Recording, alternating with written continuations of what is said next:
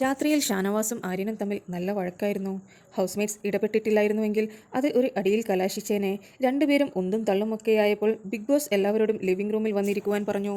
ഇന്നലെ ആര്യൻ്റെ സീക്രട്ട് ടാസ്കിൽ ആര്യന് എതിരെ നിന്ന ഒരു വ്യക്തിയായിരുന്നു ഷാനവാസ്. എന്നിട്ടും ആര്യൻ ആ ടാസ്ക് പൂർത്തീകരിച്ചപ്പോൾ അതിനായി ഷാനവാസിനെ ചെറുതായി കളിയാക്കലെല്ലാം ഉണ്ടായിരുന്നു. ഇതിൻ്റെ ഭാഗമായുള്ള ഒരു ചൊറിച്ചിൽ തിരിച്ച് ഷാനവാസിന് ആര്യനോടുണ്ടായിരുന്നു. ഷാനവാസ് അപ്പോഴും പറഞ്ഞുകൊണ്ടിരുന്നത് ഒരു കോഴിക്കാലിലൊന്നും ഞാൻ വീഴുന്നതല്ല എന്നുള്ള മാസ് ഡയലോഗുകൾ അടിച്ചു നടക്കുകയായിരുന്നു.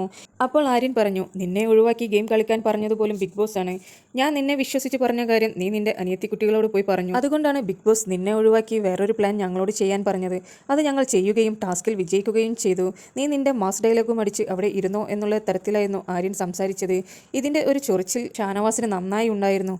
പിന്നെ ഒന്നും രണ്ടും പറഞ്ഞ് രണ്ടുപേരും പരസ്പരം അങ്ങോട്ടും ഇങ്ങോട്ടും ചീത്തകളെല്ലാം വിളിക്കുവാൻ തുടങ്ങി. ഇതിനിടയിൽ ആര്യൻ മൈം പോലെ കുറച്ച് തെറികളെല്ലാം പറയുന്നുണ്ടായിരുന്നു. അതിലേതോ ഒന്ന് ഷാനവാസിന് തൻ്റെ ഉമ്മയെ വിളിച്ചതുപോലെ തോന്നി.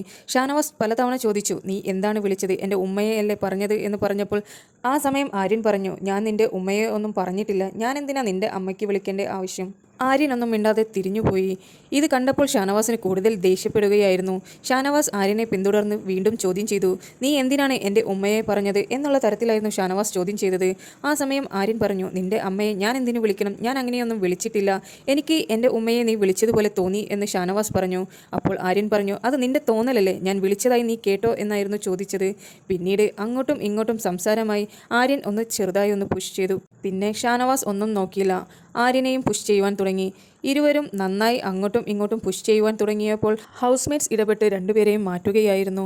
ഈ സമയമായിരുന്നു ബിഗ് ബോസ് എല്ലാവരോടും ലിവിംഗ് റൂമിൽ വന്നിരിക്കുവാൻ പറഞ്ഞത്. കുറേ സമയം സീറ്റിലിരുന്നു കൊണ്ടും രണ്ടുപേരും വഴക്കിട്ടു. പിന്നെ എല്ലാം ശാന്തമായപ്പോൾ ബിഗ് ബോസ് പറഞ്ഞു, ഇനി എല്ലാവർക്കും എണീറ്റ് പോകാമെന്ന്. ഇന്നലത്തെ ടാസ്കിൽ ആര്യൻ വിജയിച്ചതിൽ ഷാനവാസിന് ചെറിയൊരു വിഷമമുണ്ട്. അത് ഷാനവാസിൻ്റെ പെരുമാറ്റത്തിൽ നിന്ന് തന്നെ നമുക്ക് കാണാൻ കഴിയും. കാരണം ടാസ്ക് പൊളിക്കുവാൻ വേണ്ടി ഷാനവാസ് ശ്രമിച്ചിട്ടും ആര്യൻ വിജയിക്കുകയാണല്ലോ ചെയ്തത്. അതിൻ്റെ ഒരു നീരസമായിരുന്നു ഷാനവാസിനുണ്ടായിരുന്നത്.